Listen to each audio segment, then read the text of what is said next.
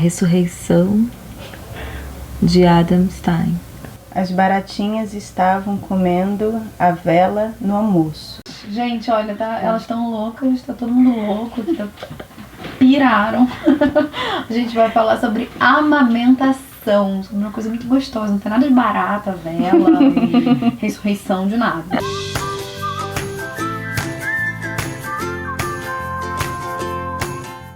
Bom, galera, amamentação. Mas tem a ver com ressurreição, né? Tem, eu pensei nisso agora também. Verdade. Acho que tem totalmente, a ver com ressurreição.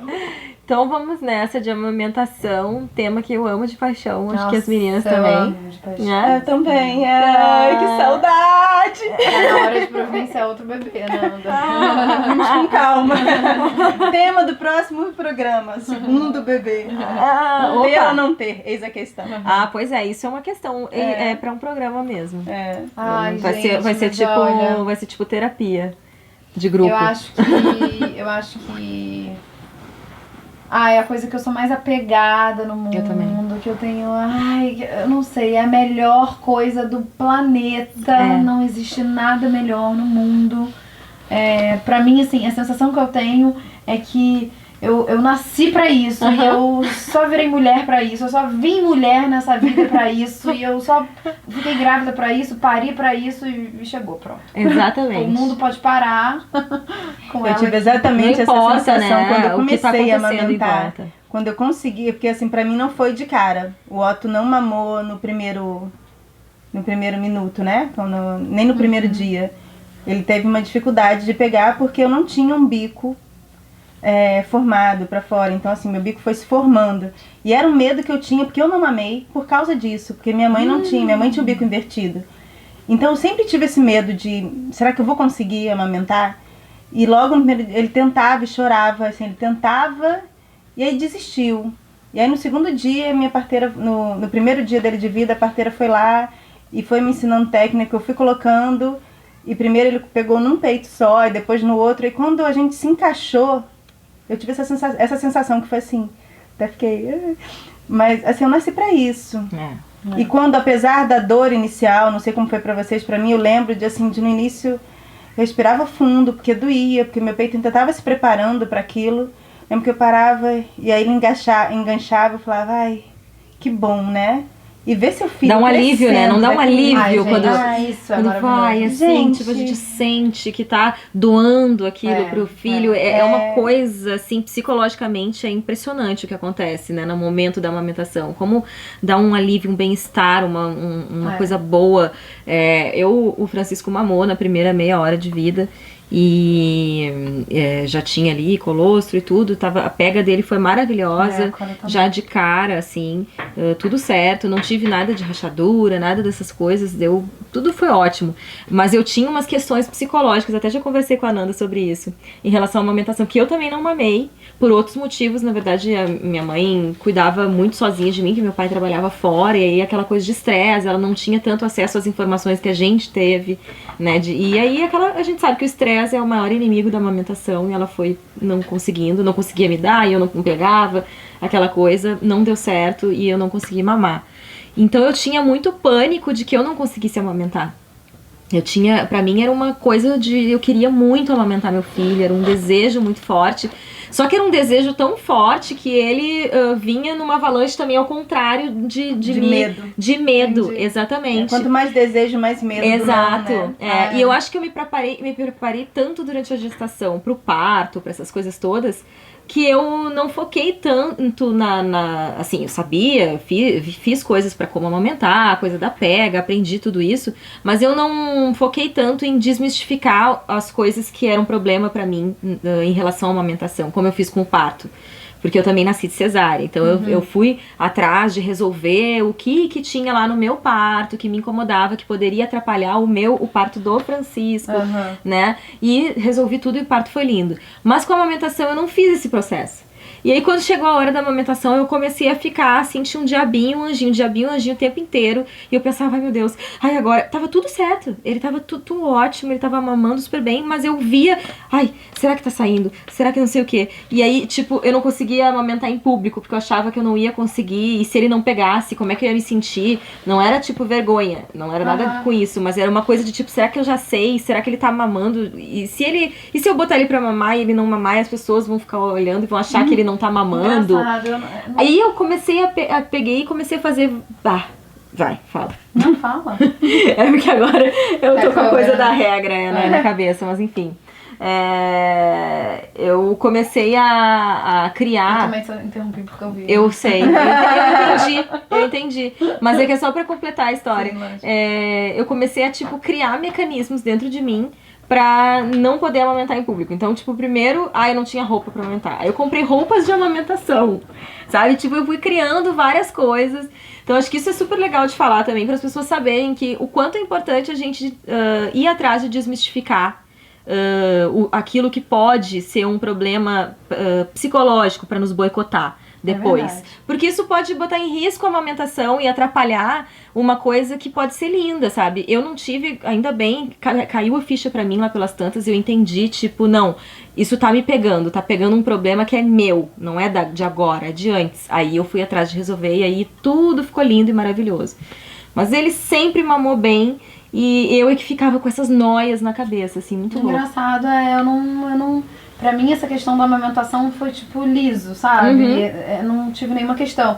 Em relação ao bico, assim, desde a minha primeira consulta no médico, quando eu descobri que tava grávida, ele falou, ai, que bom, assim, um bico ótimo, super favorável pra amamentação e tal, lá. E eu mamei até os 8 meses, né, que não foi também o ideal. E eu, ao contrário, minha mãe sempre falou pra mim aquela história, ai, você me rejeitou, muito meses você que me largou, você que não quis mais mamar. Mas depois eu fui descobrir, porque ela dava mamadeira, então foi isso. Confusão de bico, com certeza, eu parei de mamar.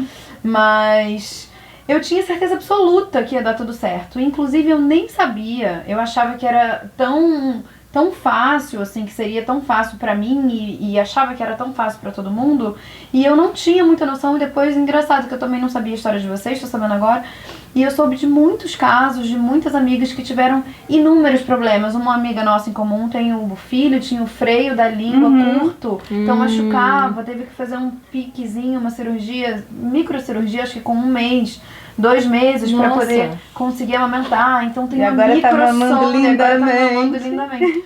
Então tem algumas pessoas usam uma microsonda, tem gente que racha, tem gente que tem o bico invertido.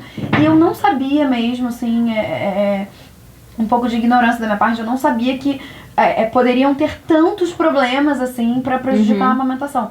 E eu não tive nenhuma delas, a Cora também já pegou desde o início e nunca teve problema, foi super liso, assim.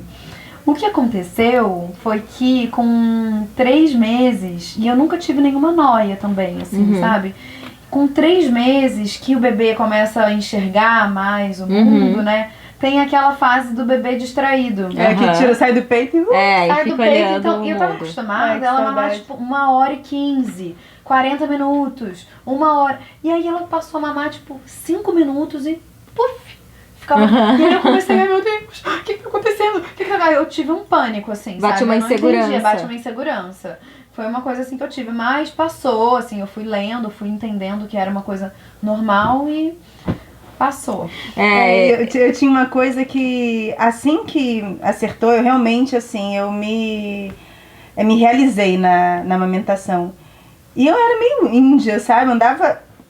Onde tava com... eu sempre assim. Fui do sling, depois né? que eu resolvi então era ele amarrado assim. E eu com o meu peito de fora aí. Eu já fiquei até no shopping dele tirar eu com os 2 peitos pra fora, no meio de um shopping lotado. Mas assim, e pra mim era tão natural que pra mim foi um choque muito grande. Também num shopping, ele tinha, sei lá, 2 meses. Eu tive que resolver alguma coisa de banco, eu resolvi ir num shopping que tinha 2 bancos.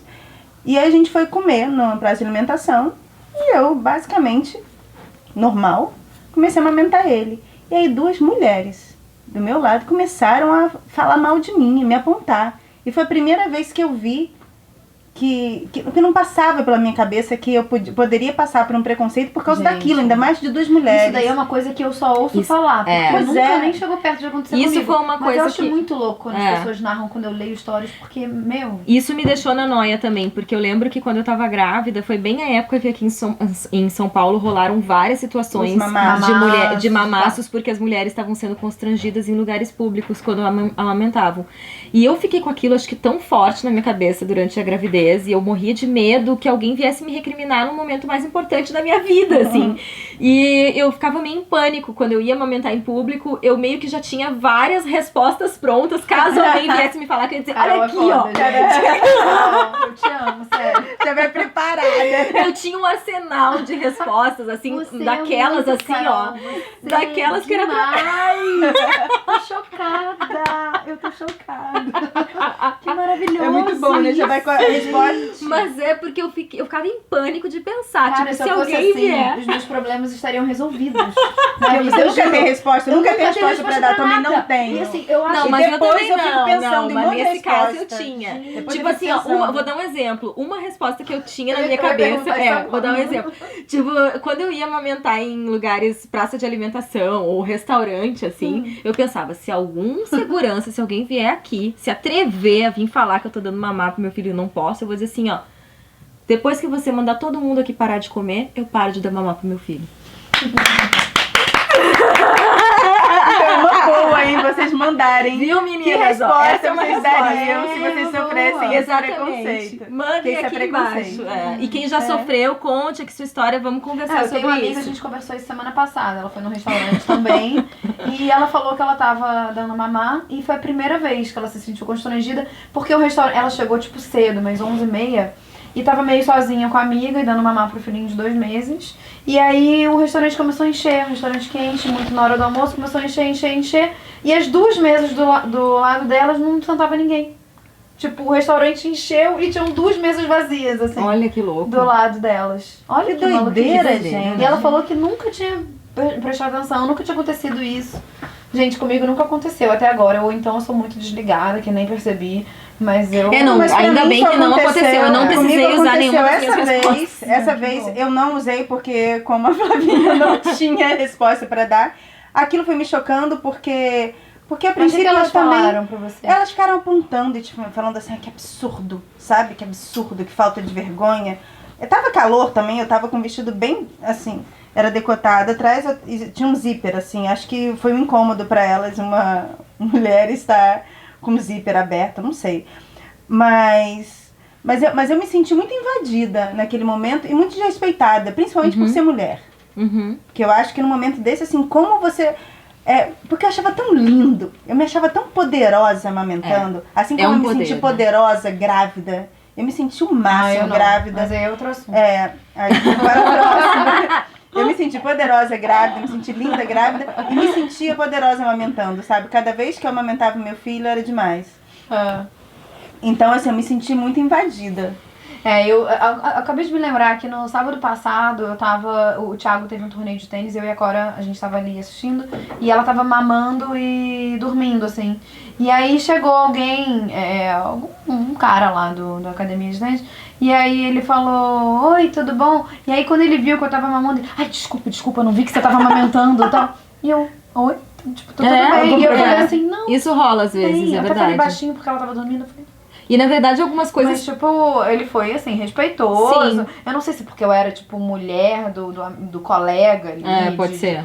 Sabe, não sei se era isso. Porque às vezes a gente tem também assim, eu tô olhando o peito da mulher do meu amigo. Meu Deus do céu. Mas está na cabeça das pessoas, né? Tá na cabeça das Mas uma coisa que agora tu falou isso, eu lembrei. Começaram a rolar umas situações